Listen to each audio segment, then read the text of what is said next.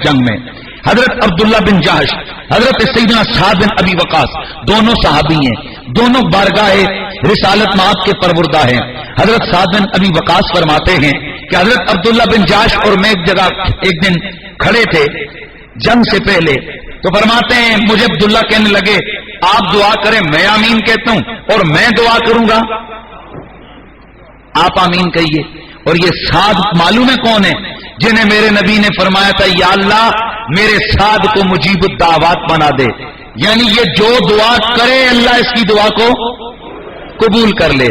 حضرت سعد بن ابی وقاص فرماتے ہیں میں نے پہلے دعا کی یا اللہ کل میرا مقابلہ تیرے دین کے دشمن کے ساتھ ہو، اے پروردگار تو میرے سامنے آئے، میں اس کے سامنے جاؤں، وہ مجھ پہ حملہ آور ہو، میں اس پہ حملہ کروں، پھر مجھے اتنی مدد کر میری میں اسے گرا کر کے اسے قتل کر دوں۔ حضرت عبداللہ بن جہش نے کہا آمین،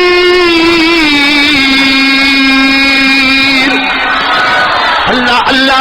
حضرت سیدنا سعد بن ابی وقاص کی دعا ختم ہوئی، حضرت عبداللہ بن جہش رضی اللہ تعالیٰ عنہ آپ کی دعا شروع ہوئی، یا اللہ کل میرا سامنا ایک ایسے زبردست ایسے طاقتور دشمن کے ساتھ ہو کہ جب وہ میرے سامنے آئے وہ مجھے مارے، وہ مجھے گرائے، پھر مجھے قتل کر دے، شہید کر دے، پھر میرے آنکھوں کو نکالے، پھر میرے کانوں کو کاٹے، پھر میری ناک کو کاٹے، پھر میرے بازو کاٹے، پھر میری ٹانگیں کاٹے، پھر میرے جسم کے ٹکڑے ٹکڑے کرے۔ اے اللہ اے اللہ تو مجھے ایسے حال میں شہید کروا دے، اور جب تاکہ میں تیری بارگاہ میں آؤں تو تو مجھے کہے یا عبدی فیم جدی انف، او میرے بندے تیرا ناک کدھر گیا، او میرے بندے باذنک تیری کان کدھر گئے، تیری آنکھیں کدھر گئی، تیری ناک کدھر گئی، تیرے ہونٹ کدھر گئے، تیرے ہاتھ کدھر گئے، تیرے پاؤں کدھر گئے، تو میں عرض کر دوں فی کا وفی رسول کا، فی کا وفی رسول کا یا رب العالمین۔ اے اللہ میں نے تجھ پر تیرے نبی کی ذات پر سب کچھ قربان کر دیا ہے۔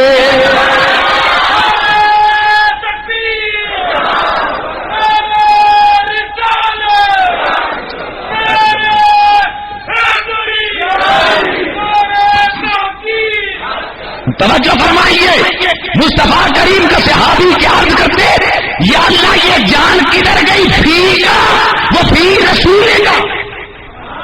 پتہ چلا یہ صرف یا اللہ والا نعرہ یہ بعد والا ہے۔ محمد عربی کے صحابہ کی زندگی کا معمول و دستور یہ ہے کہ وہ جب اللہ کا نام لیتے تو ساتھ میرے مصطفیٰ کریم کا بھی نام۔ ایسے ہی ہوا، حضرت عبداللہ بن جہش جب شہید ہوئے آپ کی آنکھوں کو نکال دیا گیا، آپ کی ناک کو کاٹ دیا گیا، آپ کے کانوں کو کاٹا گیا، لیکن اب اگلا جملہ سن۔ ہاں حضرت امام مالک ہوتا ہے، امام مالک کے اندر، چلیے وہ میں روایت بعد میں عرض کروں گا، لیکن ابھی اتنا حضرت عبداللہ بن جہش کی شہادت کے حوالے سے یہ شہید ہو گئے کون؟ حضرت سیدنا عبداللہ بن جہش رضی اللہ تعالی عنہ۔ اسی جنگ میں میرے نبی کے شفیق چچا حضرت سیدنا امیر حمزہ رضی اللہ تعالی عنہ آپ کو بھی وحشی نے نیزہ مار کے شہید کیا۔ اس جنگ میں بڑے عظمتوں والے رنگ دیکھنے کو ملے۔ حضور کے ایک صحابی حضرت عامر بن جموع رضی اللہ تعالی عنہ، یہ لنگڑے صحابی تھے، 4 بیٹوں کے باپ، معوذ و معاذنی کے بیٹے تھے۔ یار سمجھ رہے ہیں، سبحان اللہ کی صدا تو لگائی ہے نا۔ جب چلتے تو لنگڑا کے چلتے۔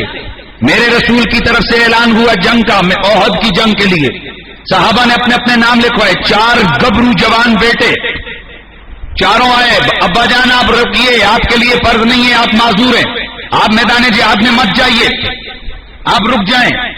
بیوی نے بھی تانا مارا، ابے چل سکتا نہیں تو جہاد کے لیے جانے لگا ہے، آئے ہائے ہائے ہائے ہائے، چل سکتا نہیں اور جہاد کے لیے جانے لگے، تو نہیں لڑ سکتا، رک جا۔ اللہ اکبر، سیدھے حضور کی بارگاہ میں گئے، یا رسول اللہ 4 بیٹے ہیں، چاروں راہ جہاد میں راہ اسلام میں آنا چاہتے ہیں. بیوی نے بھی تانا مارا ہے, یا رسول اللہ آقا حضور ٹھیک ہے میری ٹانگ چلنے کے قابل نہیں ہے, پر حضور کیا میں جنت کی زمین کو اپنے لنگڑے پاؤں سے روند نہیں سکتا ہوں؟ سرکار نے فرمایا ٹھیک ہے جانے دو اسے. میدان جہاد میں گئے, میدان جہاد میں گئے, شہید ہوئے. آپ کے جسد اطہر کو جب اٹھایا جانے لگا, ایک بندہ, دو بندے, چار بندے, 5 بندے, 10 بندے, اٹھتے کا نام ہی نہیں لیتی ہے. یہاں سے دیکھنا ذرا, معاملات سمجھنا. یا رسول اللہ باقی جتنے بھی اجساد طیبات جتنے بھی شہداء کے جسم ہیں ان کی میتیں گے حضور وہ ہم لے آئیں گے, پر یا رسول اللہ یہ عمرو بن جموح کی لاش نہیں اٹھ رہی, ان کا جسد اطہر نہیں اٹھ رہا. میرے کریم مدنی نے فرمایا ذرا بلاؤ اس کی بیوی کو. بیوی آ گئی, فرمایا بول میرے غلام نے آخری دعا کیا کی تھی؟ آپ نے عرض کی کہ یا رسول اللہ میرے گھر والے نے آخری دعا یہ کی تھی, اللہم لا تردنی الی اہلی خائبہ, یا اللہ مجھے اب گھر کی طرف نہ لوٹانا. فرمایا اب اس کی لاش اٹھے گی بھی نہیں, اس کو ادھر ہی دفن کر دو. اب یہ واپس نہیں آئے گا مدینے میں دفن ہونے کے لیے. اس نے کہہ دیا ہے نا, تو کیونکہ زوجہ نے کہا تھا نا کہ تو کیا لڑے گا, تو دعا کی تھی یا اللہ مجھے ان کے ساتھ پھر نہ ملانا مدینے میں تیری راہ میں شہید ہونا چاہتا ہوں. وہیں پر کیا ہو گئے, بولیے, شہید ہو گئے. غسیل الملائکہ حضرت سیدنا حنظلہ رضی اللہ تعالی عنہ, نکاح کے بعد, شادی کے بعد پہلی شب زفاف ہے. اللہ اکبر, توجہ فرمانا میرے رسول اللہ کے دیوانوں, میرے نبی کا کلمہ پڑھنے والوں, مجاہد صحابی ہے. پہلی رات ہے, پہلی رات شب زفاف ہے. اللہ اکبر, رات کا پچھلا پہر اعلان ہو گیا مدینے میں, اٹھو جہاد کے لیے, اٹھو جہاد کے لیے. اسی طرح اٹھے, آپ نے غسل جنابت بھی نہ فرمایا, لبیک کہتے ہوئے میدان جہاد میں چلے گئے. اب جب جنگ ہوئی دوران جہاد شہید ہو گئے, ادھر شہید ہوئے.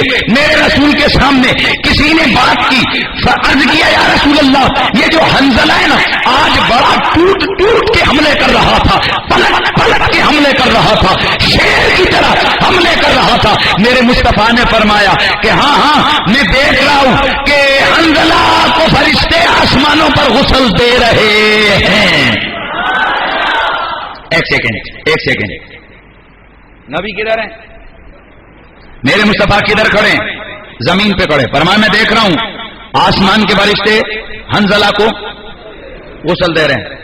صحابہ گئے, ادھر ادھر دیکھا یا رسول اللہ, اور سچ میں ان کا جسد اطہر تو نظر ہی نہیں آ رہا. فرمایا ہو تو نظر آئے, وہ آسمانوں پہ ہے. اب جب دوبارہ پلٹ کے گئے صحابہ کیا دیکھتے ہیں کہ آپ کے جسم اطہر کے اوپر سے, آپ کے چہرے بالوں سے, سر کے بالوں سے پانی کے تازہ قطرے ٹپک رہے ہیں. یا رسول اللہ اب یہ منظر کیا ہے؟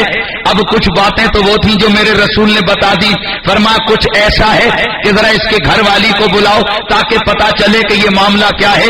آپ کی زوجہ آئی, سرکار نے فرمایا کہ اوروں کو فرشتوں نے غسل نہیں دیا, صرف تیرے خامد کو غسل دیا ہے, وجہ تو بیان کر. عرض کی یا رسول اللہ جیسے ہی جہاد کا اعلان ہوا, یہ اس وقت شب زفاف میں تھے اور حضور اسی حالت میں یہ اٹھ کے میدان جہاد میں آ گئے تھے.